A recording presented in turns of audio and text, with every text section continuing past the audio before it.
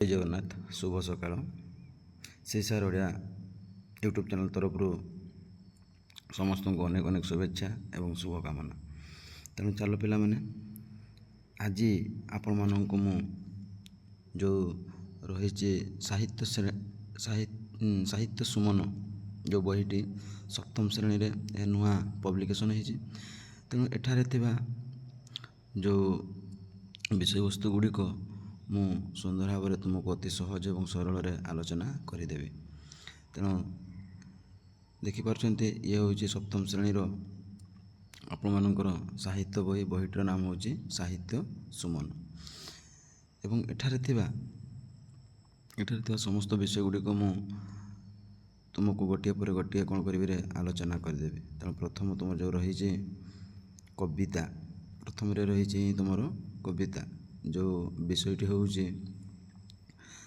ଆପଣମାନଙ୍କୁ ଦେଖନ୍ତୁ, କବିତା ହେଉଛି କଳା ମାଳି କରେ। ପ୍ରଥମ କବିତା ଯେଣୁ ତୁମର ପଦ୍ୟ ବା ଯେଉଁ କବିତା ରହିଛି କଳା ମାଳି କରେ। ତ ଏଇ କଳା ମାଳି କରେ ବିଷୟଟିକୁ ମୁଁ ପ୍ରଥମେ ଆଲୋଚନା କରିବି। ଏବଂ ପିଲାମାନେ, ଏଠାରେ ଲେଖକ ମଧ୍ୟ ଦେଖ ଅଭିମନ୍ୟୁ ସାମନ୍ତ ସିଂହାର, ହଁ କି ନାହିଁ? ଯେତେବେଳେ ପ୍ରଥମ ଏବଂ ପିଲାମାନେ ଯେଉଁ କଳାମାଳି କରେ ଯେଉଁ ରହିଛି, ତାପରେ ସରିଲା ପରେ ମୁଁ ମାଡ଼ହାଣ୍ଡି କଥା ଆପଣମାନଙ୍କୁ ସୁନ୍ଦର ଭାବରେ ବୁଝେଇଦେବି। ଏମିତି କରିକି ତୁମର ସମସ୍ତ ବିଷୟ ଗୁଡ଼ିକ ମୁଁ କ'ଣ କରିବି ଆଲୋଚନା କରିଦେବି। ଦେଖିପାରୁଛନ୍ତି ଆପଣମାନଙ୍କର ଏଇ ନୂଆ ବହିଟିରେ 12ଟି ତୁମର କ'ଣ ରହିଛି ବିଷୟର ରହିଅଛି। ତେଣୁ ଲାଷ୍ଟ ଯେଉଁ ବିଷୟ ରହିଛି ଦେଖନ୍ତୁ ନା, କ'ଣ ରହିଛି ଦରଜା ଖୋଲି ଦେବା। ତେଣୁ ଚାଲ ପିଲାମାନେ, ଯେଉଁମାନେ ପ୍ରଥମକୁ ଦେଖୁଛନ୍ତି ନିହାତି ସବସ୍କ୍ରାଇବ୍ କରିବେ, ସେୟାର କରିବେ ଏବଂ ଆପଣମାନେ ଯଦି ଭଲ ଲାଗୁଛି ନିହାତି ଲାଇକ୍ କରିବେ। ତେଣୁ ପ୍ରଥମେ ଦେଖ ପିଲାମାନେ, ମୁଁ ତୁମକୁ ଆଲୋଚନା କରିଦେଉଛି ଯେ ଆମେ ପ୍ରଥମେ ଜାଣିବା କାହାଙ୍କ ବିଷୟରେ ନା ଲେଖକ ବା କବିଙ୍କ ବିଷୟରେ। କବି କିଏ ହେଉଛି ନା ଅଭିମନ୍ୟୁ ସାମନ୍ତ ସିଂହାର। ଜାଣିପାରିଲେ ପିଲାମାନେ? ଟିକେ ଟିକେ ଲେଖି ରଖ ଯେ କଳାମାଳି କରେ ର କବି ହେଉଛି କିଏ? ଅଭିମନ୍ୟୁ ସାମନ୍ତ ସିଂହାର। ହେଲା, ଦେଖନ୍ତୁ, ଚାଲନ୍ତୁ ବର୍ତ୍ତମାନ ମୁଁ ଟିକେ ଆଲୋଚନା କରିଦେଉଛି କବିଙ୍କ ବିଷୟରେ। ତାପରେ ଆମେ କବିତାଟାକୁ ମୁଁ ସୁନ୍ଦର ଭାବରେ ତୁମକୁ ଆଲୋଚନା କରିଦେବି କିଭଳି ଆବୃତ୍ତି କରାଯାଏ ଏବଂ ପ୍ରତ୍ୟେକ ଯେଉଁ ଶବ୍ଦ ଗୁଡ଼ିକ ରହିଛି ତା'ର ଅର୍ଥ ମଧ୍ୟ କହିଦେବି। ପ୍ରଥମେ ଅର୍ଥ ଗୁଡ଼ିକ କହିବି, ତାପରେ ତୁମମାନଙ୍କୁ କବିତାଟାକୁ ବୁଝେଇବି। ହେଲା, ତେଣୁ ଦେଖ ପିଲାମାନେ, ଯେଉଁମାନେ ଦେଖୁଛନ୍ତି ପିଲାମାନେ ଟିକେ କିଛି ଲେଖି ରଖ, ତୁମକୁ ନିହାତି କିଛି ମନେ ରହିବ। ଦେଖ, ଆମର ଲେଖକ ହେଉଛନ୍ତି କିଏ ନା ଅଭିମନ୍ୟୁ ସାମନ୍ତ ସିଂହାର। ଦେଖିପାରୁଛନ୍ତି ଛବିଟି ମଧ୍ୟ ଦେଇଛି ଆପଣମାନଙ୍କୁ ମନେ ରଖିବା ପାଇଁ। ତେଣୁ ଲେଖକ କେଉଁଠି ଜନ୍ମଗ୍ରହଣ କରିଥିଲେ? ଦେଖ, ନାମ ଯେଉଁ ରହିଛି ଯାଜପୁର ଜିଲ୍ଲାରେ ସେ ଜନ୍ମଗ୍ରହଣ କରିଥିଲେ। କେତେ ମସିହା ନା 1760 ମସିହାରେ ସେ ଜନ୍ମଗ୍ରହଣ କରିଥିଲେ। ତେଣୁ ପିଲାମାନେ ଏଇ ନାଁଟିକୁ ମନେ ରଖିଥାଉ ଯେ ଆମର କବି ହେଉଛନ୍ତି ଅଭିମନ୍ୟୁ ସାମନ୍ତ ସିଂହାର। ଯାଜପୁର ଜିଲ୍ଲାରେ 1760 ମସିହାରେ ସେ କ'ଣ କରିଥିଲେ ନା ଜନ୍ମଗ୍ରହଣ କରିଥିଲେ, ହଁ କି ନାହିଁ? ଏବଂ ଦେଖ, ସେ ଛୋଟ ପିଲାମାନଙ୍କ ପାଇଁ ବା ପିଲାଦିନରୁ ସେ ସୁନ୍ଦର କ'ଣ କରୁଥିଲେ? କବିତା ଲେଖୁଥିଲେ। ଏବଂ ଏଇ ଆମ ଛୋଟ ପିଲାମାନଙ୍କ ପାଇଁ ସେ ସୁନ୍ଦର ସୁନ୍ଦର କ'ଣ କରୁଛନ୍ତି? କବିତା ଲେଖିଛନ୍ତି। ଆଜି ଯେଉଁ ପଢ଼ିବା କଳାମାଳି କରେ ଲେଖିଛନ୍ତି। ପୁଣି ଦେଖ, ସେ କ'ଣ ଲେଖିଛନ୍ତି? ପ୍ରେମ କଳା, ସୁଲକ୍ଷଣା, ଚଢ଼େଇ ଗୀତ, ବୋଲେ ହୁଁଟି, ବାଘ ଗୀତ, ରସବତୀ। ତେଣୁ ଦେଖ, ତୁମମାନଙ୍କ ପାଇଁ ସେ ସୁନ୍ଦର ସୁନ୍ଦର ଭାବରେ କ'ଣ କରିଛି ନା କବିତା ମଧ୍ୟ ଲେଖିଛନ୍ତି। ତେଣୁ ଆଜି ଯେଉଁ ଆମେ ପଢ଼ିବା ଯେ ତୁମମାନଙ୍କ ଯେଉଁ ବିଷୟ ରହିଛି, ବିଷୟଟି କ'ଣ କୁହ ପିଲାମାନେ? ନା କଳାମାଳି କରେ, ହଁ କି ନାହିଁ? ବିଷୟଟି ଲେଖିଲ, ନୋଟ୍ କର ପିଲାମାନେ, କଳାମାଳି କରେ। କିନ୍ତୁ ଦେଖ, ଏଇଠି କ୍ୱେଶ୍ଚନ୍ ପିଲାମାନଙ୍କୁ ପ୍ରଶ୍ନ ପଡ଼େ ଯେ ତୁମମାନଙ୍କର କଳାମାଳିକ ଯେଉଁ ବିଷୟଟି ରହିଛି ଅଭିମନ୍ୟୁ ସାମନ୍ତ ସିଂହାର କେଉଁ କାବ୍ୟରୁ ଆସିଅଛି? ଦେଖ, ଏଇଟା ବହୁତ ଗୁରୁତ୍ୱ ପିଲାମାନେ। ଏଇଟା ଲେଖି ରଖ ପିଲାମାନେ ଯେ ବିଦଗ୍ଧ ଚିନ୍ତାମଣି କାବ୍ୟରୁ କ'ଣ ହେଇଛି ନା 67, ଦେଖ ଏଇଟା ଗୋଟେ ପୁଣି 67 ଛାନ୍ଦରୁ କ'ଣ ହେଇଛି କଳାମାଳିକ ବିଷୟଟି ବା କଳାମାଳିକରେ ବିଷୟଟି ଆସିଅଛି। ବୁଝିପାରିଲ ପିଲାମାନେ? ବୁଝିପାରିଲ କି ନାହିଁ? ଦେଖ, ଆଉ ଥରେ କହିଦେଉଛି ପିଲାମାନେ ଯେ ତୁମମାନଙ୍କର ଯେଉଁ ରହିଛି ବିଷୟ ଆଜି ଯେଉଁ ରହିଛି କ'ଣ ବିଷୟଟି ନା କଳାମାଳିକର ବିଷୟଟି ରହିଛି। ଯେ ଏଇ କଳାମାଳି ବିଷୟଟି ଅଭିମନ୍ୟୁ ସାମନ୍ତ ସିଂହାର କେଉଁ ବିଷୟରୁ ଆସିଛି? ତେଣୁ ତାଙ୍କର ଯେଉଁ ରହିଛି ଦେଖ କ'ଣ ରହିଛି ଏଇଟା ବିଦଗ୍ଧ ଚିନ୍ତାମଣି କାବ୍ୟ। ଏଇଟା ଗୋଟେ କାବ୍ୟ, ବିଦଗ୍ଧ ଚିନ୍ତାମଣି ଗୋଟେ କାବ୍ୟ। ଏଇ କାବ୍ୟର ବିଦଗ୍ଧ ଚିନ୍ତାମଣି କାବ୍ୟର 67 ଛାନ୍ଦରୁ ଦେଖ 67, ତେଣୁ ଆମେ ଜାଣିଛୁ ଓଡ଼ିଆରେ 67 6 7, ତେଣୁ 67 ଛାନ୍ଦରୁ କ'ଣ ହେଇଛି ନା କଳାମାଣିକ ବିଷୟଟି ଆସିଅଛି। କଳାମାଣିକର ବିଷୟଟି ଆସିଅଛି, ବୁଝିପାରିଲ ପିଲାମାନେ? ତେଣୁ ଏଇଟା ମନେ ରଖିଥିବ, ବହୁତ ଏଇଗୁଡ଼ିକ ଗୁରୁତ୍ୱ ତୁମକୁ ସେ ପରୀକ୍ଷାରେ ପକାଇବ ଯେ କଳାମାଣିକର ବିଷୟଟି କେଉଁ କାବ୍ୟରୁ ଆସିଅଛି। ତେଣୁ ଆପଣମାନେ ସୁନ୍ଦର ଭାବରେ ଲେଖିଦେବେ ବିଦଗ୍ଧ ଚିନ୍ତାମଣି କେତେ ଛାନ୍ଦରୁ ଆସିଛି ନା 67 ଛାନ୍ଦରୁ ଆସିଅଛି। କିଏ ଲେଖିଛନ୍ତି ନା ଅଭିମନ୍ୟୁ ସାମନ୍ତ ସିଂହାର ଲେଖିଛନ୍ତି।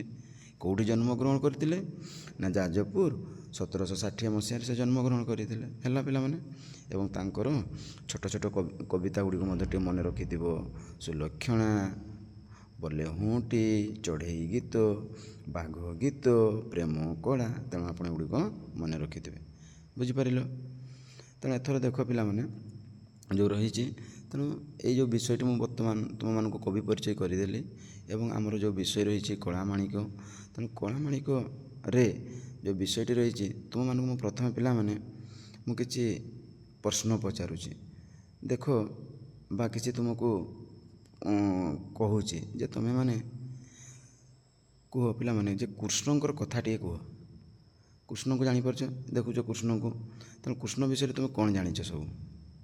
ସାର୍ ଆମେ ଜାଣିଛୁ ଯେ କୃଷ୍ଣ କ'ଣ କରୁଥିଲେ ନା ବଳଦ ନେଇ ଜଙ୍ଗଲକୁ ଗୋପଲ ନେଇ ଚରାଇବାକୁ ଯାଉଥିଲେ। ହଁ ଠିକ୍ କଥା। ପୁଣି ଦେଖ ତାଙ୍କ ମଥାରେ ସାର୍ ରହିଥାଏ ମୟୂର ପୁଚ୍ଛ। ହଁ, ପୁଣି ତାଙ୍କୁ ଦେଖିବାକୁ ସେ କଳା ଏବଂ ତା'ର ସାଙ୍ଗସାଥିମାନଙ୍କୁ ସେ ନେଇକି ଯାଇଥିଲେ ବଳଦ ଚରାଇବାକୁ। ଆଉ କ'ଣ ନା ସେ ସୁନ୍ଦର ବଂଶୀ ବାଜନ କରିଥାଏ। ତାଙ୍କ ପାଟିରେ ସାର୍ ବ୍ରହ୍ମାଣ୍ଡ ଦେଖେଇଥିଲେ ମାଆଙ୍କୁ। ହଁ ହଁ ଠିକ୍ କଥା। ତାପରେ ଆଉ କ'ଣ କରିଥିଲେ ନା ସେ ସାର୍ ଦହି ଚୋର କରି ସାଙ୍ଗମାନଙ୍କୁ ଖାଇବାକୁ ଦେଉଥିଲେ। ହଁ, ତେଣୁ ଏଗୁଡ଼ିକ ତେଣୁ ତୁମେ ଜାଣିପାରିଲ ଇଏ ହେଉଛି ଶ୍ରୀକୃଷ୍ଣଙ୍କର ଛୋଟ ବେଳରେ ସେ ଲୀଳା କରିଥିଲେ। ଏବଂ ସେ ଯେତେବେଳେ ଥରେ ସେ କ'ଣ କରିଥିଲେ ନା ଯାଇଥିଲେ ଗୋପଲ ନେଇକରି, ହଠାତ୍ ଦିନେ ବର୍ଷା ହେଲା ଏବଂ ସେ ତାଙ୍କର କିନି ଆଙ୍ଗୁଳିରେ ବା ଯେଉଁ ଛୋଟ ଆମର ଆଙ୍ଗୁଳିର ଯେଉଁ ଛୋଟ ଆଙ୍ଗୁଳିଟି କିନି ଆଙ୍ଗୁଳିରେ ସେ କ'ଣ କରିଥିଲେ ନା ଗୋଟେ ଗନ୍ଧମାର୍ଦ୍ଦନ ପର୍ବତକୁ ଟେକି ରଖିଥିଲେ ଏବଂ ସେଇଠି ତାଙ୍କର ଯେତେ ସାଙ୍ଗସାଥିମାନେ ଗୋରୁ ଛେଳିମାନଙ୍କୁ ସେ କ'ଣ କରିଥିଲେ ରେ ନା ସେଇଠି ଆଶ୍ରୟ ଦେଇଥିଲେ। ହଁ କି ନାହିଁ? ଏତେ ବର୍ଷା ହେଲା। ପୁଣି ଆଉ କ'ଣ ଜାଣିଛ ପିଲାମାନେ ନା ସାର୍ ତାଙ୍କର ବିଷ ଆଙ୍ଗୁଳିରେ ସେ ଚକ୍ର ଧରିଥାଏ। ହଁ କି ନାହିଁ? ତେଣୁ ଏଇଭଳି ତା'ର ହେଉଛି କୃଷ୍ଣଙ୍କର ଲୀଳା। କିନ୍ତୁ ଦିନେ ଦେଖ ପିଲାମାନେ, ମୁଁ ବିଷୟବସ୍ତୁକୁ ଯାଉଛି, କିନ୍ତୁ ଆମର ଯେଉଁ ରହିଛି କଳାମାଣିକରେ, ତେଣୁ ଯେଉଁ ବିଷୟବସ୍ତୁ ଯାଉଛି ବର୍ତ୍ତମାନ ଦେଖ ଏଠି କ'ଣ ହେଇଛି ରେ, ବିଷୟବସ୍ତୁ ହେଉଛି ନା ତାଙ୍କର ମା' ଦିନେ କ'ଣ ହେଇଥିଲା ଭାରି ଚିନ୍ତିତ ହୋଇପଡ଼ିଲେ। ତାଙ୍କର ମାଆଙ୍କର ନାମ କ'ଣ ଦେଖ ପିଲାମାନେ, ନା ହେଉଛି ଯଶୋଦା। ତେଣୁ ତାଙ୍କର ମା' ଦିନେ ଯଶୋଦା ଭାରି ଚିନ୍ତିତ ହୋଇପଡ଼ିଲେ। କାହିଁକି ଚିନ୍ତିତ ହୋଇପଡ଼ିଲେ ନା ସେ ଦିନେ ତାଙ୍କ ସାଙ୍ଗସାଥିମାନଙ୍କ ସହିତ ବଳଦକୁ ନେଇ ଜଙ୍ଗଲକୁ ଯାଇଥିଲେ। ଏବଂ ଗପଟି ମନେ କରିଦେଉଛି ପିଲାମାନେ, ଗପଟି କହିଦେଉଛି ପ୍ରଥମେ ଏବଂ ଏଇଟା ବିଷୟବସ୍ତୁ ତୁମମାନଙ୍କର ତୁମେ ମନେ ରଖ। ତେଣୁ ଦିନେ କୃଷ୍ଣ କ'ଣ ହେଇଥିଲା ନା ଗୋପଲ ନେଇ ବା ବଳଦ ଗୁଡ଼ିକୁ ନେଇ ସେ ଜଙ୍ଗଲକୁ ଯାଇଥିଲେ ଏବଂ ଜଙ୍ଗଲରେ ସେ ବଳଦ ଗୁଡ଼ିକୁ ଚରାଉଥିବା ସମୟରେ ବହୁତ ବିଳମ୍ବ ହୋଇଗଲା, ଲେଟ୍ ହୋଇଗଲା। ସେ ଘରକୁ ଫେରି ନାହାନ୍ତି ବା ଆସୁନାହାନ୍ତି। ତେଣୁ ମା' ଯଶୋଦା ଭାରି ଚିନ୍ତିତ ହୋଇଗଲେ, ମୋ ପୁତ୍ରଟିଏ କ'ଣ କରୁଥିବ, କାହିଁକି ଏତେ ସମୟ ହେଲାଣି ଆସିନାହିଁ। ତେଣୁ ଏମିତି ତାଙ୍କ ମନରେ ବିଭିନ୍ନ ପ୍ରକାର ଯେଉଁ ଭାବନା ବା ତାଙ୍କର ମାତୃ ହୃଦୟରେ ଭାରି ଚେତନା ଆସିଯାଉଛି, ମୋ ପୁଅଟି ବା ମୋ କଳାମାଣିକରେ କାହିଁକି ଆସୁନାହିଁ। ତେଣୁ ଏହି ହେଉଛି ତୁମର ବିଷୟବସ୍ତୁ। ଦେଖ କ'ଣ ନା ଏଥିରେ କୃଷ୍ଣ ସନ୍ଧ୍ୟା ସମୟରେ ଗୋପରୁ ଧରି ଫେରିବାର ବିଳମ୍ବ ହେବାରୁ ମାତା ଯଶୋଦାଙ୍କ ମନରେ ଭାରି କ'ଣ ହେଉଛି ରେ ବ୍ୟସ୍ତତା, ବା ସିଏ ଭାରି ଖାଲି ତା ମନ ଚଞ୍ଚଳ ହୋଇ ଉଠୁଛି, ଥରି ଉଠୁଛି, ବ୍ୟସ୍ତତା ହୋଇପଡ଼ୁଛି। ତେଣୁ ଏଇଭଳି ତା ମନରେ କ'ଣ ହେଇଛି ନା ଭାବନା ଜାତ ହୋଇଛି, ବୁଝିପାରିଲ? ତେଣୁ ଆଉ ଥରେ ସର୍ଟକଟ୍ରେ କହିଦେଉଛି ଯେ ସନ୍ଧ୍ୟା ସମୟରେ ଶ୍ରୀକୃଷ୍ଣ କ'ଣ କରିଛନ୍ତି, ସନ୍ଧ୍ୟା ସମୟ ହେଇଗଲାଣି ଅଥଚ ସେ ଘରକୁ ଫେରି ନାହିଁ। ତେଣୁ ମା' କ'ଣ ହେଉଛି ଭାରି ବ୍ୟାକୁଳ ହୋଇପଡ଼ୁଛନ୍ତି, ମନେ କରୁଛନ୍ତି ଯେ ମୋ ପୁଅ କେତେବେଳେ ଆସିବ। ତେଣୁ ବୁଝିପାରିଲ, ଇଏ ହେଉଛି କଳାମାଣିକର ବିଷୟବସ୍ତୁ। ହେଲା ପିଲାମାନେ, ତେଣୁ ମୁଁ ପ୍ରଥମେ ତୁମମାନଙ୍କୁ ପରିଚୟ କରିଦେଲି ଲେଖକଙ୍କ ବିଷୟରେ, ତାପରେ ଆଲୋଚନା କରିଦେଲି କଳାମାଣିକ ବିଷୟବସ୍ତୁ ସଂକ୍ଷେପରେ ଆଲୋଚନା କରିଦେଲି। ଏବେ ତୁମମାନଙ୍କୁ କ'ଣ କରୁଛି ରେ ନା କିଭଳି ଏଇ ଯେଉଁ ରହିଛି କଳାମାଣିକର ପଦଗୁଡ଼ିକ ତୁମେ କିଭଳି କ'ଣ କରିବ ରେ ଗାଇବ ବା ଗାନ କରିବ, ବୁଝୁଛି ନାଇଁ, ବା କିଭଳି ଏହାକୁ ଆବୃତ୍ତି କରାଯାଏ, ଗାନ କରାଯାଏ ତାହା ମଧ୍ୟ ତୁମମାନଙ୍କୁ ଶିଖାଇଦେବି। ତେଣୁ ଦେଖ ଆମେ ଦେଖିବା ନା ପ୍ରଥମେ ଦେଖ ଗାନ କରିଦେଉଛି, ତାପରେ ପ୍ରତ୍ୟେକ ଯେଉଁ ଶବ୍ଦ ଗୁଡ଼ିକ ରହିଛି ମୁଁ ସୁନ୍ଦର ଭାବରେ ତୁମମାନଙ୍କୁ ଅତି ସହଜରେ ଆଲୋଚନା କରିଦେବି। ହେଲା, ତେଣୁ ଦେଖ ଆମର ବିଷୟ ହେଉଛି କ'ଣ ନା କଳାମାଣିକରେ। ହେଲା, ଏତିକି ମନେ ରଖିଲ। ଅଭିମନ୍ୟୁ ସାମନ୍ତସିଂହାର କେତେ କ'ଣ କାବ୍ୟଟି କହିଲେ ନା ସାର୍ କ'ଣ କାବ୍ୟଟି ବିଦଗ୍ଧ ଚିନ୍ତାମଣି କାବ୍ୟରୁ ଆସିଛି। କେତେ ଛାନ୍ଦ ନା 67 ଛାନ୍ଦ। Very good. ତେଣୁ ଛାନ୍ଦରୁ ଆସିଅଛି। ଦେଖ ପିଲାମାନେ କେମିତି ପ୍ରଥମେ ତୁମେ ଗାଇବ, ମୁଁ ପ୍ରଥମେ ଗାଉଛି ଶୁଣ, ତାପରେ ତୁମେ ମୋ ପଛେ ପଛେ ଗାଇବ। ନା ଏହାକୁ କେମିତି ଆବୃତ୍ତି କରାଯାଏ ନା ଦେଖ ନା ଧୀରେ ଘେନ କାନନରେ କୃଷ୍ଣ ବିଳମ୍ବିତ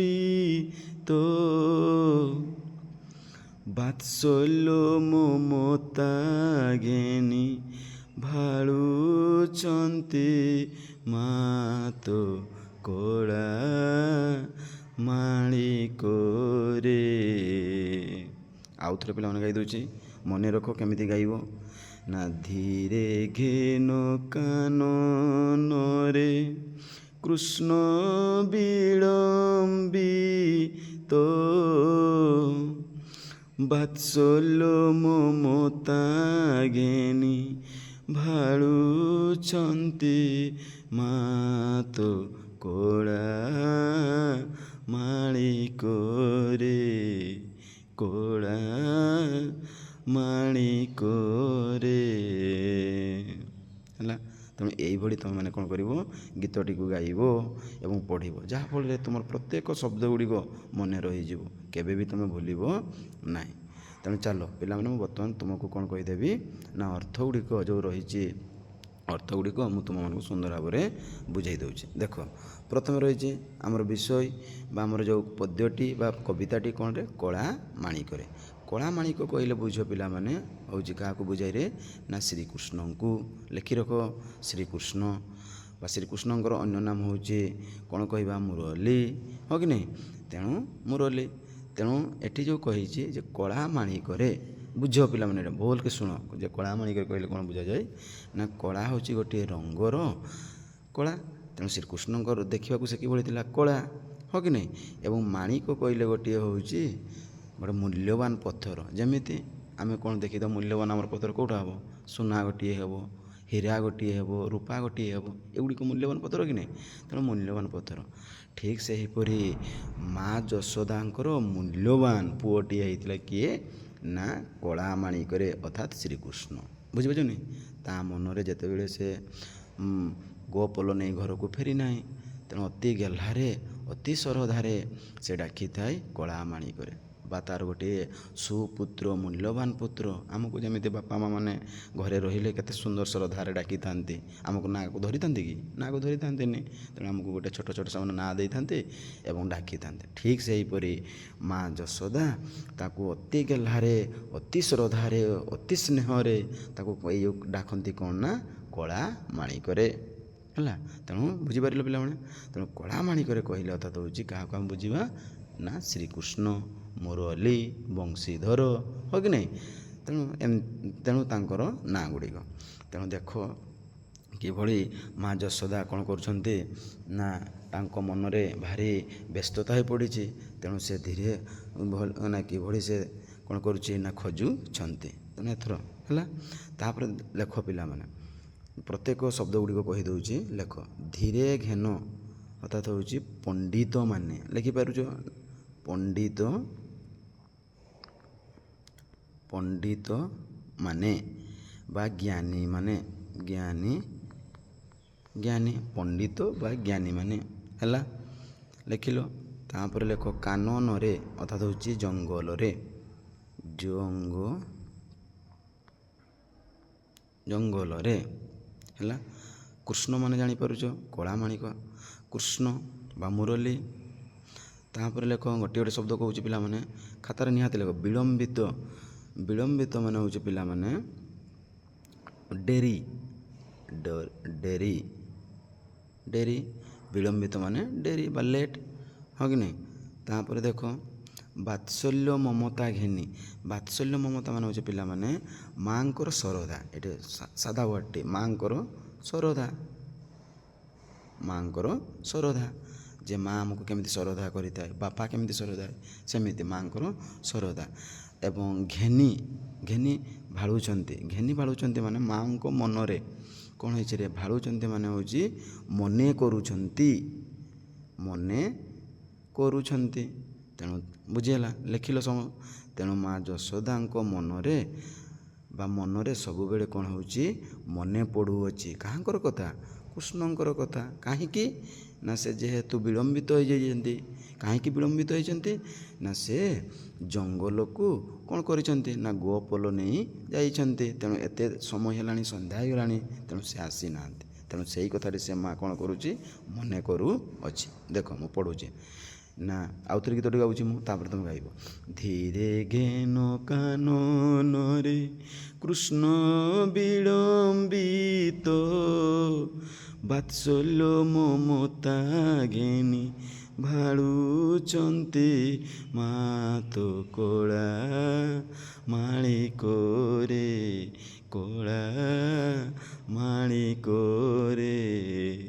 ତେଣୁ ମା ଯଶୋଦା ତେଣୁ ସୁନ୍ଦର ଭାବରେ ହେ ପୁଅ ହେ ମୋର କଳା ମାଣିକ ଏମିତି ସମ୍ବୋଧନ କରି କହୁଛନ୍ତି। କ'ଣ କହୁଛନ୍ତି ହେ ପଣ୍ଡିତ ମାନେ ଶୁଣ ଆଜି ମୁଁ କୃଷ୍ଣଙ୍କର କଥା କହୁଛି। ହେ ଜ୍ଞାନୀ ପୁରୁଷମାନେ ଆଜି ଶୁଣ ମୁଁ ଆଜି ସେଇ ଛୋଟ ବାଳୁତ ପିଲାଟେ ବା କୃଷ୍ଣଙ୍କର କଥା କହୁଛି। ନା କୃଷ୍ଣକୁ ମୋର ଜଙ୍ଗଲକୁ ଦିନେ କ'ଣ କରିଥିଲେ ନା ଗୋପଲ ନେଇ ଯାଇଥିଲେ ଏବଂ ସେ ବିଳମ୍ବିତ ହୋଇଯାଉଛନ୍ତି। ଏବଂ ଯେତେବେଳେ ବିଳମ୍ବିତ ହୋଇଯାଉଛି ସେତେବେଳେ ମୋ ମନରେ ଖାଲି କୃଷ୍ଣଙ୍କର କଥା କ'ଣ ହେଉଛି ରେ ମନେ ପଡ଼ିଯାଉଅଛି। ହେ ମୋର କଳା ମାଣିକରେ। ବୁଝିପାରିଲ ଏଇ ପଦଟି ପିଲାମାନେ ବୁଝିପାରିଲ କି ନାହିଁ? ଚାଲ ବୁଝିପାରିଲ। ତା ବର୍ତ୍ତମାନ ଆମେ ପଢ଼ିବା ଦ୍ୱିତୀୟ ପଦଟି।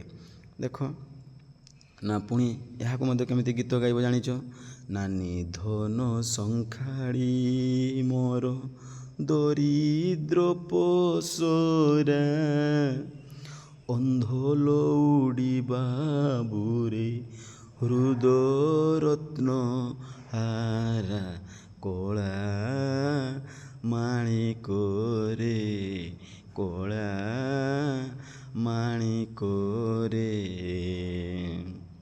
ହେଲା।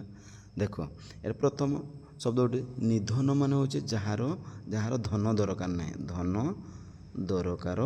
ନାହିଁ। ଲେଖ ସମସ୍ତ ୱାର୍ଡ଼ ଗୁଡ଼ିକ ଲେଖ ପିଲାମାନେ ଧନ ଦରକାର ନାହିଁ। ସଂଖାଳି ମାନେ ମଧ୍ୟ କହିଲେ ଗରିବ ବା ଭିକାରୀ। ସଂଖାଳି ଅର୍ଥାৎ ହେଉଛି ଭିକାରୀ ଏବଂ ଦରିଦ୍ର ପସରା ମଧ୍ୟ ଗରିବ ତେଣୁ ଗରିବ ପସରା। ଅନ୍ଧ ଲଉଡ଼ି ଅର୍ଥାତ୍ ଅନ୍ଧ ଲଉଡ଼ି କହିଲେ ଯେଉଁ ଆମେ କ'ଣ ହେଉଛି ନା ଆମେ ଯେତେବେଳେ ଅନ୍ଧମାନଙ୍କର ଗୋଟେ କ'ଣ ହେଇଥାଏ ଦେଖିବ ଅନ୍ଧ ଲୋକଟିଏ କ'ଣ ଧରିଥାଏ ବାଡ଼ିଟିଏ ଧରିଥାଏ। ଠିକ୍ ସେହିପରି ମା ଯଶୋଦାଙ୍କ ମନରେ କ'ଣ ହେଇଛି ନା ସେ ଅନ୍ଧ ଭଳିଆ ତାକୁ ଦେଖାଯାଉଛି। ତେଣୁ ତାଙ୍କର ସାହା ଭରସା କିଏ କଳା ମାଣିକରେ। ବୁଝିହେଉଛି କି ନାହିଁ କଳା ମାଣିକରେ ବା ଶ୍ରୀକୃଷ୍ଣ। ତେଣୁ ସେ ମା ଯଶୋଦା କହୁଛି ମୁଁ ଅନ୍ଧ ଲଉଡ଼ି ହେଇଯାଉଛି। ଏବଂ ପୁଣି ମା ଯଶୋଦା କ'ଣ କହୁଛି ମୋ ହୃଦୟର ସେ ରତ୍ନହାରା। ଏଠି ଲେଖିଲ ହୃଦୟ ଅର୍ଥାତ୍ ହେଉଛି ହୃଦୟ। ରତ୍ନହାରା କହିଲେ ଆମେ ଯେଉଁ ରତ୍ନ ପିନ୍ଧିଥାଉ ହାର ସୁନାହାର ରୂପାହାର ସେଇଟାକୁ ବୁଝାଏ। ତେଣୁ ଲେଖିଥିବ ସୁନାହାର, ହଁ କି ନାହିଁ ସୁନାହାର। ବୁଝିହେଲା ସୁନାହାର ଲେଖିଲ। ହୃଦ ଅର୍ଥାତ୍ ଶରୀରରେ ରତ୍ନହାରା। ତାପରେ ଦେଖ ମୁଁ ଆଲୋଚନା କରୁଛି ପିଲାମାନେ, ଶୁଣ ମନ ଦେଇକିରି କ'ଣ କହୁଛି। ତେଣୁ ମା ଯଶୋଦା କ'ଣ କହୁଛି ଦେଖ, ଟିକେ ପିଲାମାନେ। ତେଣୁ ମା ଯଶୋଦା କ'ଣ ହେଉଛି ନା ତାଙ୍କ ମନରେ କ'ଣ ହେଇଛି ତ ଶ୍ରୀକୃଷ୍ଣଙ୍କର କଥା ବ୍ୟାକୁଳ ହେଉଛି, ବହୁତ ମନେ ପଡ଼ୁଛି। ଏବଂ ମା ଯଶୋଦା କହୁଛି ସିଏ ହେଉଛି ନିଧନ, ତାଙ୍କର ଦରକାର ନାହିଁ କ'ଣ କିଛି ଧନ ସମ୍ପତ୍ତି, ବା ସିଏ ଜଣେ ଶଙ୍କାଳୀ ବା ଭିକାରୀ, ଏବଂ ମୋର ସେ ଦରିଦ୍ର ପସରା, ମୋର ଦୁଃଖର ମୋ ହୃଦୟର ସେ ହେଉଛି ଦରିଦ୍ର ପସରା। ପୁଣି ମୋ ହୃଦୟର ସେ ଅନ୍ଧ ଲଉଡ଼ି, ଆମେ ଶ୍ରୀକୃଷ୍ଣଙ୍କ ବିନା କୁଆଡ଼େ ଯାଇପାରୁନାହିଁ, ଗତି କରିପାରୁନାହିଁ, ଚାଲିପାରୁନାହିଁ। ତେଣୁକରି ମୋର ହେଉଛି ସେ ଅନ୍ଧ ଲଉଡ଼ି ବାବୁରେ। ଏବଂ ମୋ ହୃଦୟର ମୋ ଶରୀରର ସେ ହେଉଛି ରତ୍ନହାର ଭଳି। ମୁଁ ରତ୍ନହାରଟିଏ ଯେମିତି ଶରୀରରେ ଧାରଣ କଲେ ମୋତେ ଯେମିତି ସୁନ୍ଦର ଲାଗିଥାଏ, ଠିକ୍ ସେହିପରି ମୋ ପୁଅଟିକୁ ମୁଁ ନ ଦେଖିଲେ ବା ମୋ ପୁଅଟିକୁ ମୋ ପାଖରେ ନ ରହିଲେ ମୋତେ କେମିତି ଲାଗୁଛି, ମୋତେ ମୋର ମନ ବ୍ୟାକୁଳ ହୋଇପଡ଼ୁଛି, ବା ମୁଁ ଟିକିଏ ହେଲେ ବି ମୋତେ କ'ଣ ହେଉଛି ନା ଅସ୍ତବ୍ୟସ୍ତ ହୋଇପଡ଼ୁଛି, ମୋତେ ଅନ୍ଧ ଲଉଡ଼ି ଦେଖାଯାଉ ଅଛି ମୋର କଳା ମାଣିକରେ। ବୁଝିପାରିଲ? ତେଣୁ ମା ଯଶୋଦା ଦେଖ ଆଉ ଥରେ ସୁନ୍ଦର ଭାବରେ କହୁଛି। ମା ଯଶୋଦା ମନରେ କ'ଣ ରଖିଛନ୍ତି ନା ବିଭିନ୍ନ ପ୍ରକାର ଭାବନା ଆସୁଛି। ତେଣୁ ସେ କହୁଛନ୍ତି ତା'ର ଶ୍ରୀକୃଷ୍ଣଙ୍କର ଦରକାର ନାହିଁ ଧନ ସମ୍ପତ୍ତି, ତାଙ୍କ ଦରକାର ନାହିଁ, ସେ ହେଉଛି ଶଙ୍କାଳୀ, ସେ ଜଣେ ଭିକାରୀ, ଏବଂ ସେ ମୋର ହୃଦୟର ସେ ହେଉଛି ଦରିଦ୍ର ପସରା, ଅନ୍ଧର ଲଉଡ଼ି। ତେଣୁ ଏବଂ ମୋ ହୃଦୟର ସେ ହେଉଛି ଜଣେ ରତ୍ନହାରା। ତେଣୁ ମୋର କଳା ମାଣିକରେ, କଳା ମାଣିକରେ। ବୁଝିପାରିଲ? ତାପରେ ଚାଲ, ତାପରେ ହେଉଛି ତୃତୀୟ ପଦଟିକୁ ଦେଖ ପଢ଼ୁଛି ନା କ'ଣ କହୁଛି। ମୋ ଜୀବନ ତୁହି ନୟନ ପ୍ରତିମା, ତୋତେ କି ପାଶରି ହେବ ମୋର ସୁଖ ସୀମା, କଳା ମାଣିକରେ, କଳା ମାଣିକରେ। ଦେଖ ତେଣୁ ମା ଯଶୋଦାଙ୍କ ମନରେ ଅସ୍ତବ୍ୟସ୍ତ ବ୍ୟାକୁଳ ଶ୍ରୀକୃଷ୍ଣ ମନେ କରୁଛନ୍ତି। ତେଣୁ ସେଇଟା କହୁଛି ନା କ'ଣ କହୁଛନ୍ତି ନା ମା ଯଶୋଦା କହୁଛି ଦେଖ ମୋ ଜୀବନ ତୁହି, ଅର୍ଥାତ୍ ମୋ ଜୀବନର ତୁ ହେଉଛୁ କ'ଣ ଜୀବନଟିଏ, ଜୀବନ ତୁହି। ଏବଂ ନୟନର ପ୍ରତିମା, ନୟନ ମାନେ କ'ଣ ରେ ଆଖି, ନୟନ ମାନେ ହେଉଛି ଆଖି। ତୁ ଆଖିର ମୋର ଛବି ବା ପ୍ରତିମା କହିଲେ ଛବି।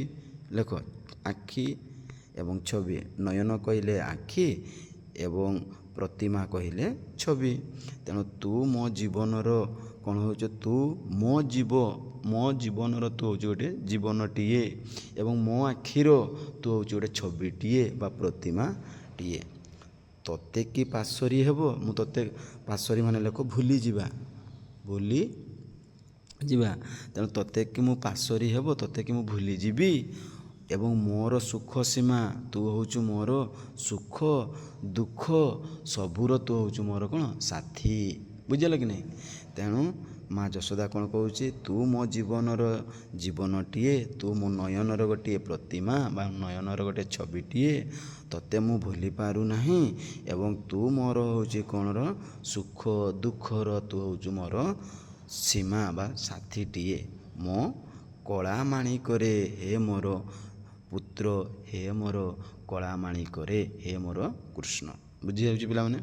ଯଦି ପିଲାମାନେ କବିତାଟିକୁ ଭଲ ଲାଗୁଛି ବା କଳା ମାଣିକ ବିଷୟଟିକୁ ଭଲ ଲାଗୁଛି, ତେବେ ଆପଣମାନେ କ'ଣ କରିବେ ନା ଭିଡ଼ିଓଟିକୁ ସେୟାର କରିବେ, ଲାଇକ୍ କରିବେ, ଏବଂ ନେକ୍ସଟ ପଦରୁ ମୁଁ କ'ଣ କରିବି ରେ ପିଲାମାନେ ନା ତୁମକୁ ଆଉ ଯେଉଁ ରହିଲା ପଦ ଗୁଡ଼ିକ ସୁନ୍ଦର ଭାବରେ ଆଲୋଚନା କରିଦେବେ। ତେଣୁ ଦେଖ ମା ଯଶୋଦା କିଭଳି ତାଙ୍କର କୋଳରେ ରଖି ଶ୍ରୀକୃଷ୍ଣଙ୍କୁ କିଭଳି ଲହୁଣୀ ଖୁଆଉଛନ୍ତି। ଇଏ ହେଉଛି ଭଲ ପାଇବା, ହଁ କି ନାହିଁ? ତେଣୁ ଆମେମାନେ ମଧ୍ୟ ଛୋଟ ଅଛୁ, ତେଣୁ କିଭଳି ଆମକୁ ମା ବାପା ମା ମାନେ କେତେ ସୁନ୍ଦର ଭାବରେ ଶ୍ରଦ୍ଧା କରିଥାନ୍ତି। ଆମେ କେତେବେଳେ ଯଦି ପଳେଇ ଯାଉ କୁଆଡ଼େ, ଦେଖିବ କ'ଣ ହେବ, ବାପା ବି ଖୋଜୁଥିବ, ମା ବି ଖୋଜୁଥିବେ। ବିଶେଷ କରି ମା କ'ଣ ହେଇ କାନ୍ଦି ପକାନ୍ତି ଆମେ ଯଦି କୁଆଡ଼େ ପଳେଇ ଯିବା, କେଉଁ ଜଙ୍ଗଲ କେଉଁ ପୋଖରୀରେ ବା କେଉଁଠି ଆମେ ଯଦି ଖେଳୁଥିବା ଲେଟ୍ ହେଇଯାଉଥିବ, ମା ଖାଲି ବ୍ୟସ୍ତ ହୋଇ ପଡ଼ୁଥିବେ, ଆମ ପାଖକୁ ମଧ୍ୟ ଚାଲିଯାଆନ୍ତି, ହଁ କି ନାହିଁ? ତେଣୁ ସେଇ ଅନୁକରଣ କରି କ'ଣ କରିଛି, ତୁମମାନଙ୍କୁ ସୁନ୍ଦର ଭାବରେ ଅଭିମନ୍ୟୁ ସାମନ୍ତ ସିଂହାର ବିଷୟଟି ଆଣିଛନ୍ତି କଳା ମାଣିକରେ। ବୁଝିଲ କି ନାହିଁ? ହଁ, ତେଣୁ ଦେଖ ପିଲାମାନେ, ତେଣୁ ଆପଣମାନେ ଚ୍ୟାନେଲ୍ଟିକୁ ସବସ୍କ୍ରାଇବ୍ ରଖନ୍ତୁ। ମୁଁ ନିହାତି ଆପଣମାନଙ୍କ ସୁନ୍ଦର ଭାବରେ କୋର୍ସଟିକୁ କମ୍ପ୍ଲିଟ୍ କରି ଦେବି ଏବଂ ଯେତେବେଳେ ଯେଉଁ ଭିଡ଼ିଓ ଛାଡ଼ିବି ଆପଣଙ୍କ ପାଖକୁ ନୋଟିଫିକେସନ୍ ଯିବ। ରହୁଛି ଶୁଭ ସକାଳ। ଆଉ ଥରେ ସମସ୍ତେ ଭଲ ରହିଥାଉ। ଜୟ ଜଗନ୍ନାଥ। ଏବଂ ନେକ୍ସଟ ଯେଉଁ ପଢ଼ିବା ଆଉ ଥରେ ଡରୁଥାଉ, ହଁ କି ନାହିଁ? ରହୁଛି ଜୟ ଜଗନ୍ନାଥ।